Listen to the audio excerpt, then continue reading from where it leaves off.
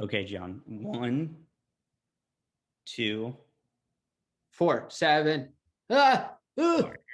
ho, ho, ho, ho. Okay. I got this water bladder from my bag, which I'll probably show later. And the first thing I noticed uh, out of the gate is that when I smell it, it doesn't smell like chemicals. It smells like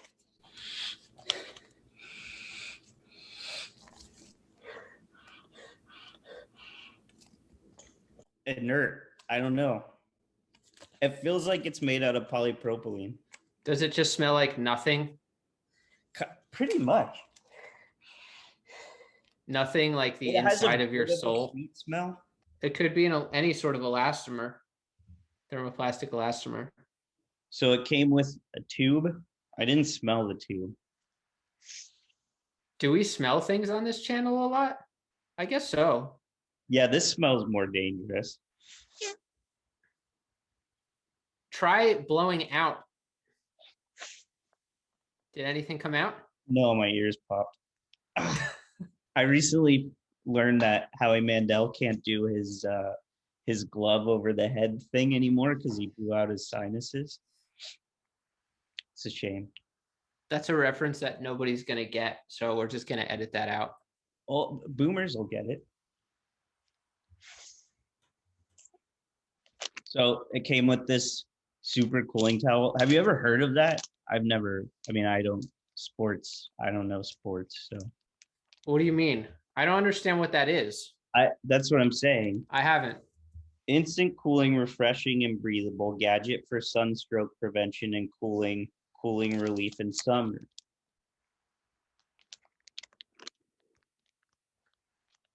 Do you want to read every word on this out loud? Function introduction. No, don't. I'm kidding. Okay. Do that. Do you think it helps to shield you from the crippling pain of existence? It's just like a really thin, flimsy. This smells bad. This smells dangerous. I would not drink from this. Ugh. Ugh. Why do you keep smelling it? Ugh. It's got like an acrid smell to it. Huh. Maybe it's a Oh, used product. like this will give you a headache. Oh, I have a box here, but it's empty. I bought a set of calipers. I don't know how familiar everybody's going to be with those, but I think those who do are, appreciate a good set of calipers. I So, think you should definitely show that. okay. So this is from Spurtar. Spurtar. Ah, Spurtar, Veneer household calipers. name. So basically what calipers are is they're a really precise way to measure objects. So, it came in a solid like plastic carrying case. I picked this one because it was solid metal and I went for analog. Like there's a lot of digital ones out there, but I always go for analog products when I can because they'll just last a long time. So this thing is, it's stainless steel, and it has uh it's machined for the most part. I was a little disappointed in it because generally this is a wheel here for slowly rolling it up and down, and it's totally fake. It's just glued on there basically. How does Well, the action feel on it? Is it smooth action? it's smooth. On a I mean, I scale of 1 through 10, how smooth is it? uh 6. It has a little knob to lock it in. I think really the only real disappointment I have is that I can't roll it, which makes it pretty hard to move up and down without having a lot of control and having to hold the top of it. Um, but no, I mean, I would choose calipers like this any day over digital ones, unless I was maybe working with crazy precision. But this was like, I think like $13 instead of like $150 for a nice digital one, and I'll have this probably forever. Well, relatively forever. Yeah, relatively. I mean, At least as long as you're alive for, you'll have it, which is really nothing in the grand scheme of things. yeah, and I mean, my dad gave me a lot of tools that he had from engineering school. But for those who are lucky enough to have a family, you might want to pass things like this down. I probably won't.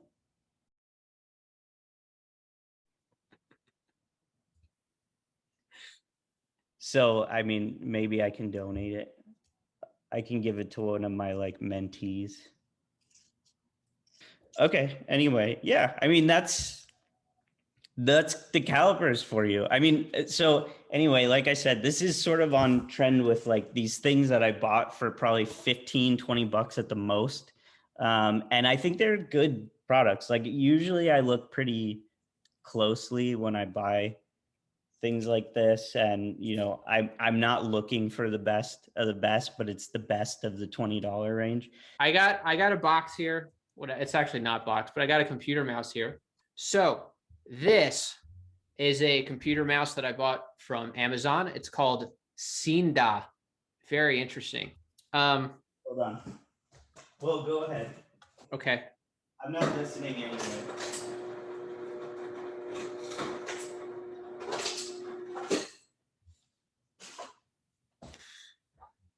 Okay.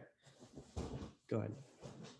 This is a mouse made in China, just sort of like a very standard, probably a white label brand of some kind. And one of the first things you'll notice is that it's a very typical silhouette for a mouse, right? I mean, people got mice figured out at this point. This is a very comfortable ergonomic shape.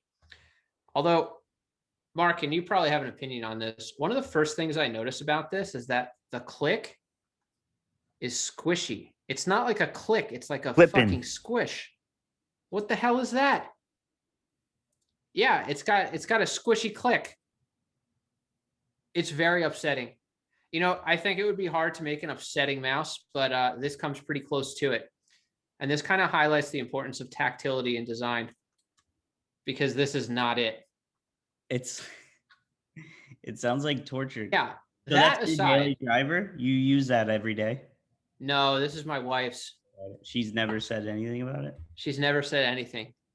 I'm going to ask her about it and see if she says anything. Can you hear it here? Hold on. Can you hear that? I'm sure that if you were to turn up the sound, you'd be able to hear it. Can you hear that?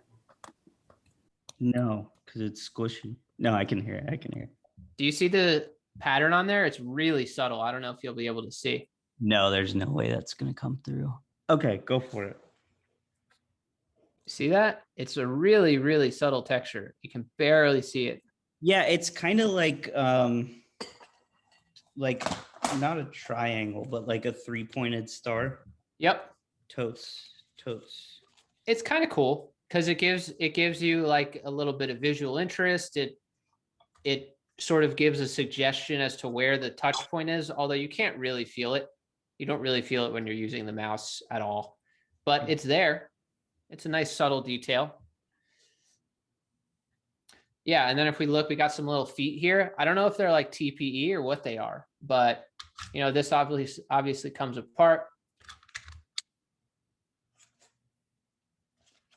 So there you go. You got your mouse. You got your squishy mouse. If you're into squishy mice, then go for it. I mean, what's the difference anyway? We're all going to die. So get your squishy mouse. See what happens. Who knows? Maybe it'll make you happy, but probably not. I think the color would help fleetingly. Generally, when you buy something, it'll make you happy for a few hours, maybe a couple days. If it's a higher end purchase, it could be a couple days, as long as you don't have buyer's remorse. I think it was Seth Godin. He was talking about